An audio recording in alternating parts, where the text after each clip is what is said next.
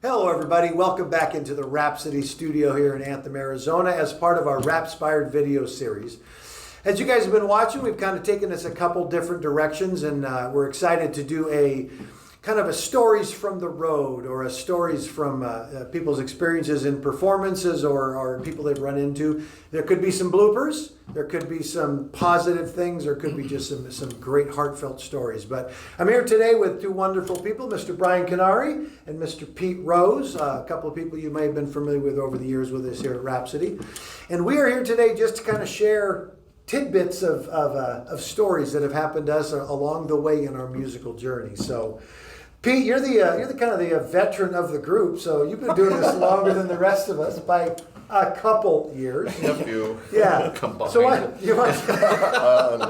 you start us off? Give us some interesting tidbits from your journey. Okay. Well, as I probably mentioned on these things before, and I certainly mention it to all my students, some of the best things about being a musician is not really the music. The music is what it is. Some of it's good, some of it's not so good. It's just music is what it is.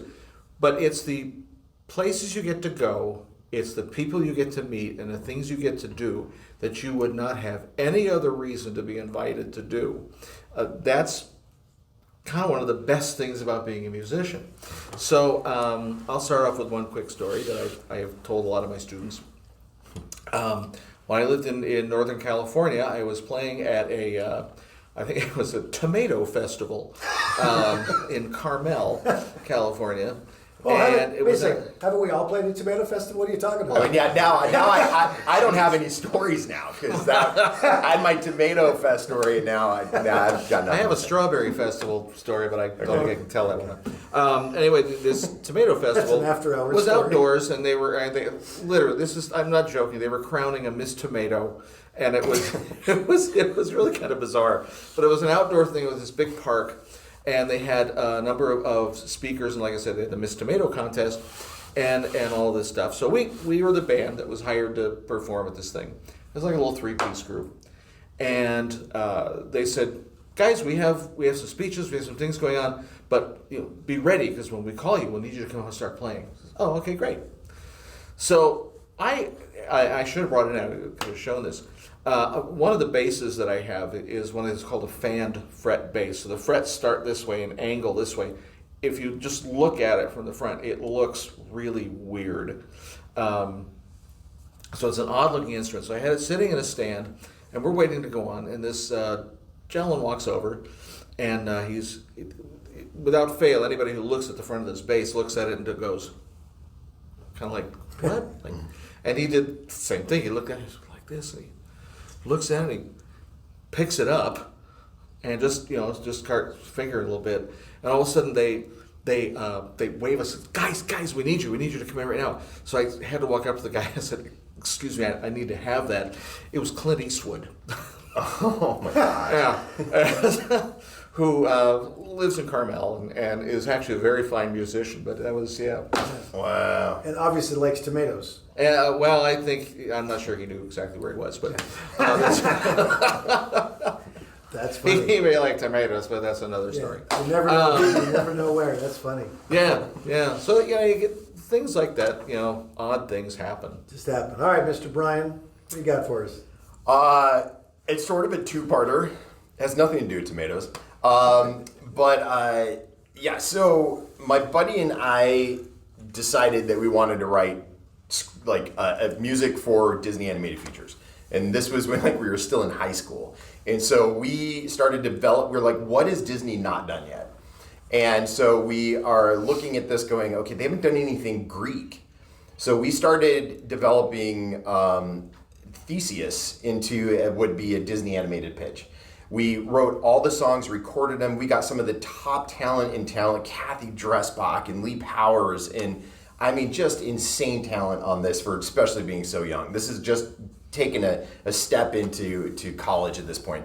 So we record the whole thing. We have this great packet. We have this cover art of Theseus standing up on this Greek cliffside and all that. And I go off to the college program at Disney World where I work, and I make contacts into Disney feature animation.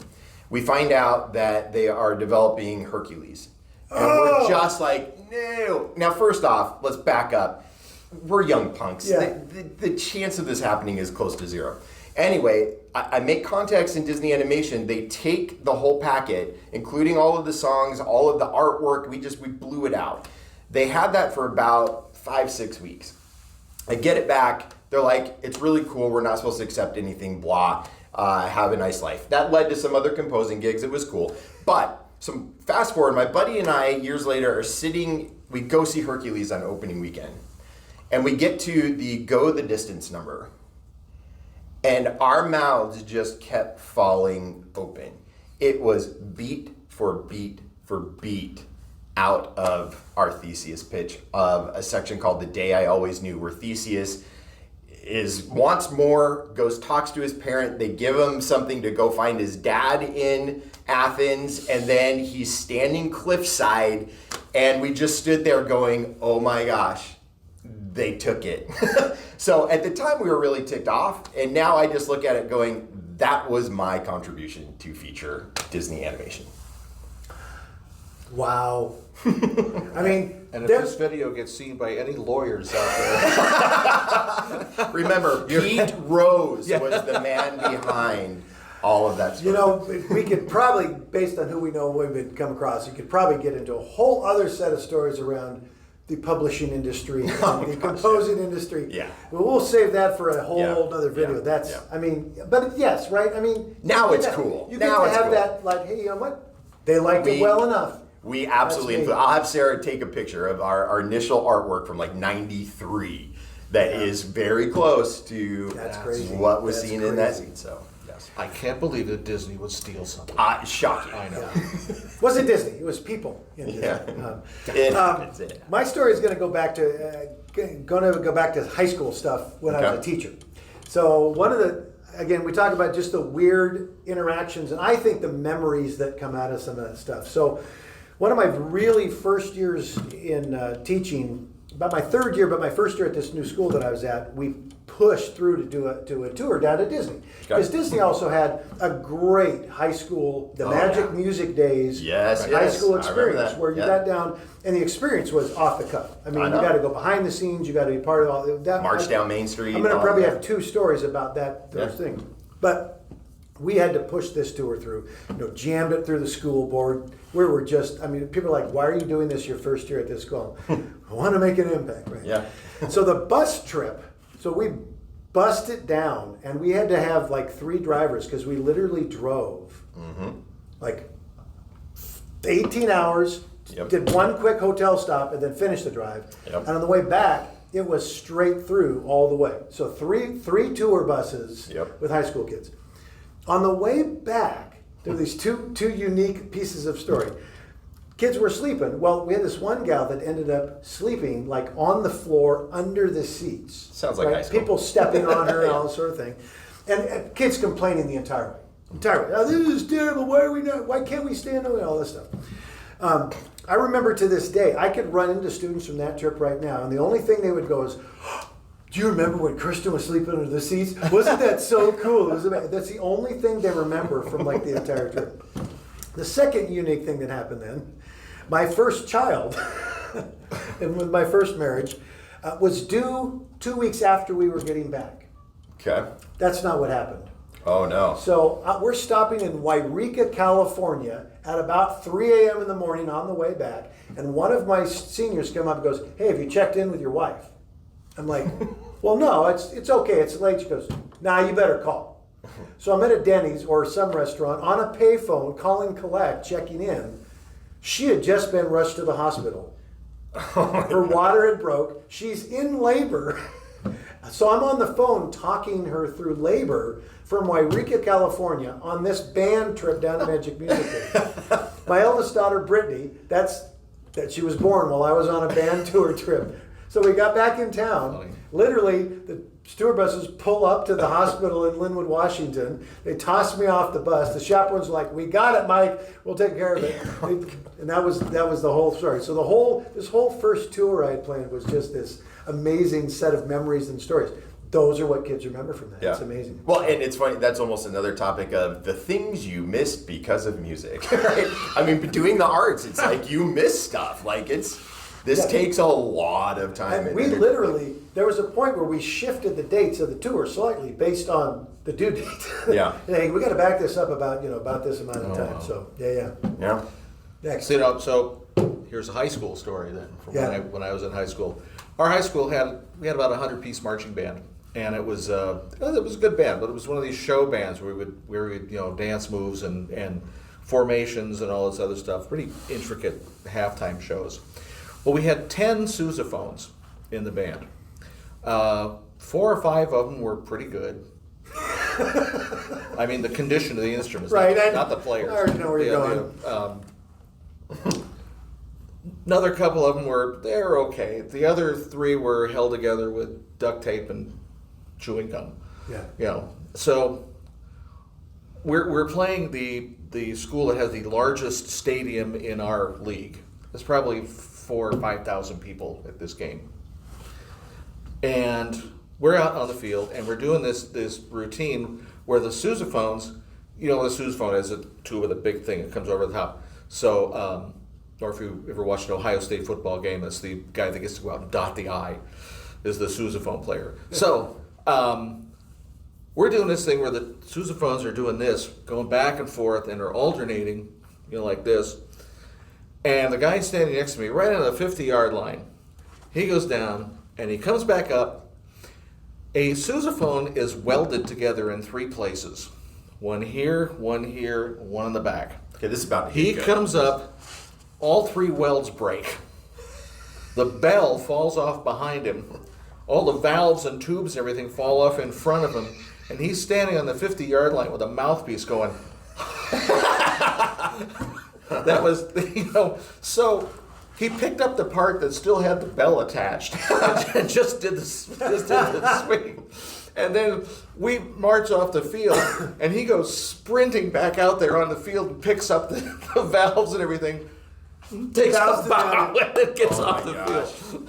Oh my gosh. Hey, the show must go on. From euphonium to kazoo player and like that. That's funny. That's funny. I want to hit the Theseus thing again because it led to a really. No, I'm serious. It led to a really cool moment. It's okay. Brian has had help in regards to the moments he's had, so it's okay. He's in recovery. And they're all coming back now. It helps to Mike. talk about They're all it. coming back now. No, so in college, it was my senior year, and from some of the other work I had been doing, it connected me to these guys who were producing a show called Tribe out at Celebrity Theater, where it turns. So they were producing a show called Tribe that was kind of like a Native American Cirque du Soleil in 2 acts. And they said, hey, we lost our composer. He was in an accident. We heard some of your stuff. It was a planetarium thing. I don't remember what. And he was like, that's the sound we want. Are you willing to jump in? Again, kid, sure. And then next thing I know, I have signed up for, this was like on a Wednesday. The score had to be done by Sunday night because they were opening the next week. I moved my studio out to some random dude's apartment. I've just met these guys, and we map out, like I have 2 hours to do this, I have an hour and a half to do that. They had an incredible cast. So they were bringing in a ton of people who this is their life and culture, and they were sharing the beat processes in this with these different dances. So I'm trying to absorb that. I don't think I was 21, so they were filling me up with blue Powerade. Man, I probably still have blue Powerade in my veins.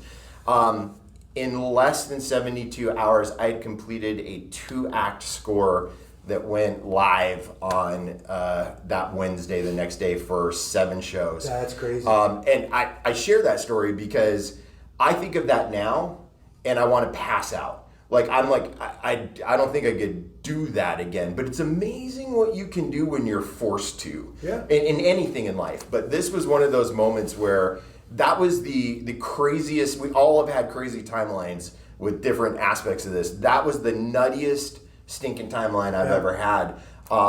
and I did it. It's still just blurry, but it was an experience through Yeah, music. I mean, I can think of times getting last minute calls to do a subbing thing or something like that, where all of a sudden you got a score of music, and it's like you just gotta go. You got a day, or Yeah. or I've had a couple things where I had to sight read a couple of gigs, and you just got to do this, which is cool. So Yeah, that was crazy. I'm gonna go back to Disney because I'm a Disney Okay. fan as well.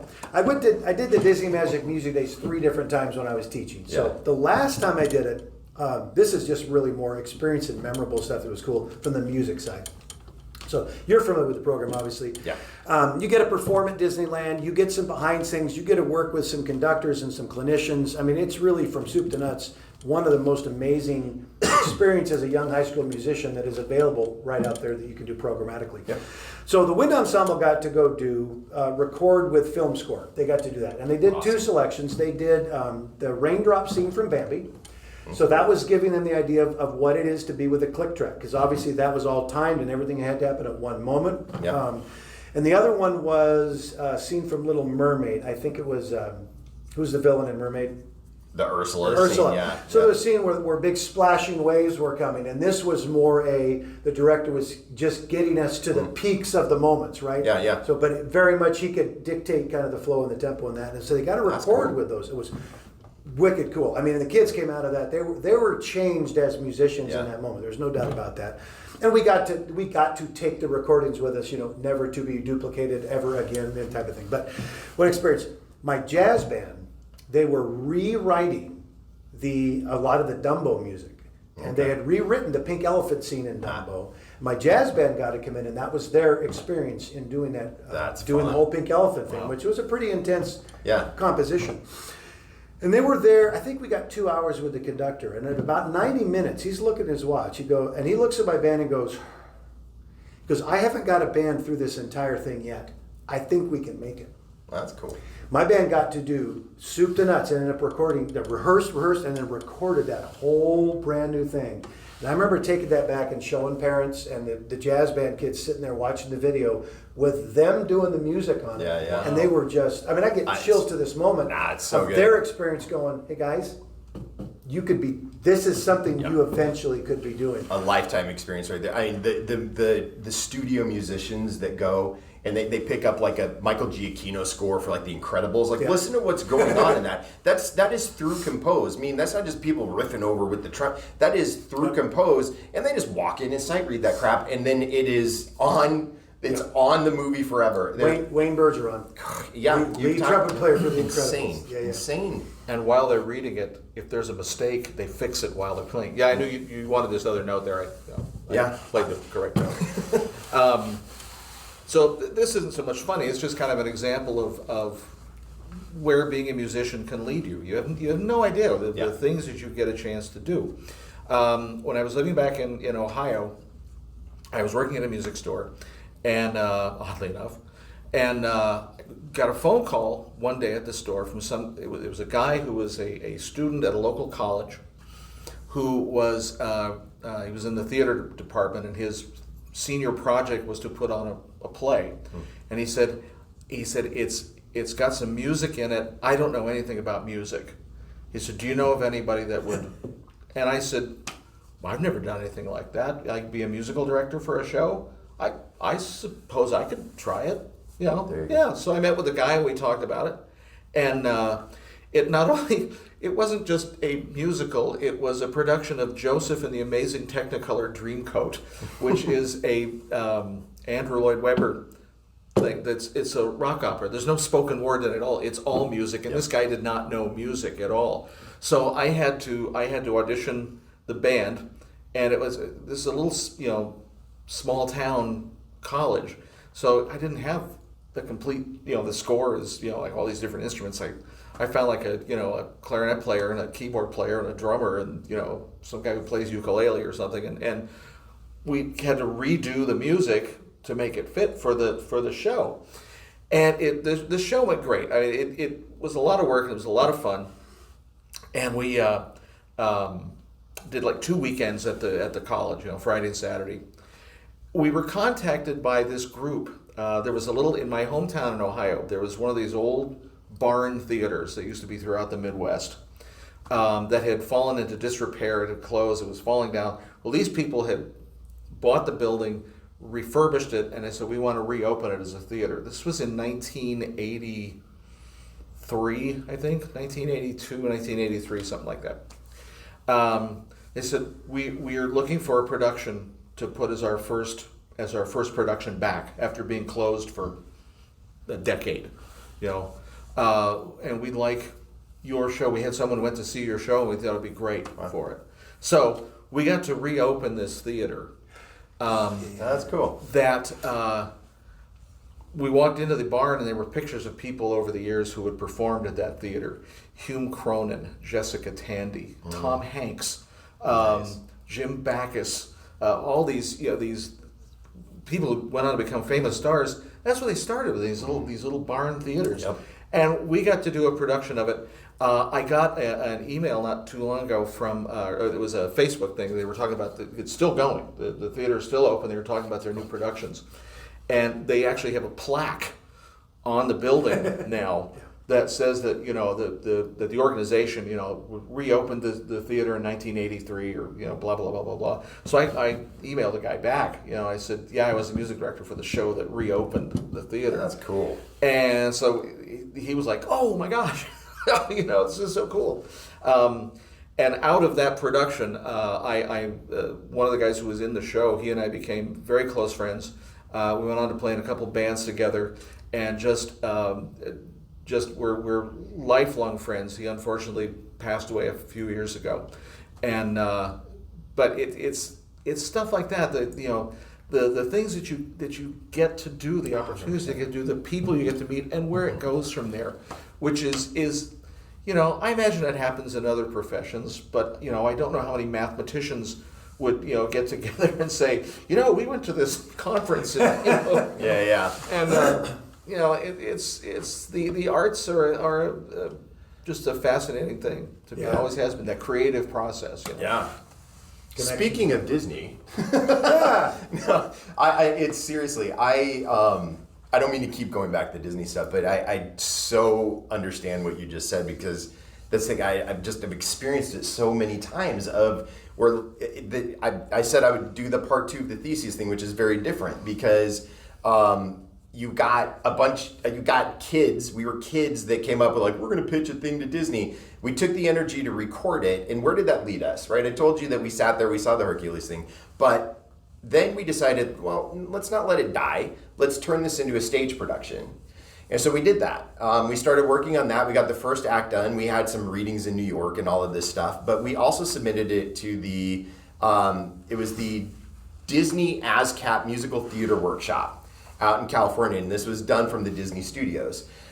We submitted it in, and they choose 4 or 5. Well, we were number 6. We didn't get in, but Stephen Schwartz, who led this, loved our work. If you don't know who Stephen Schwartz is, he's the guy who wrote Prince of Egypt, Wicked.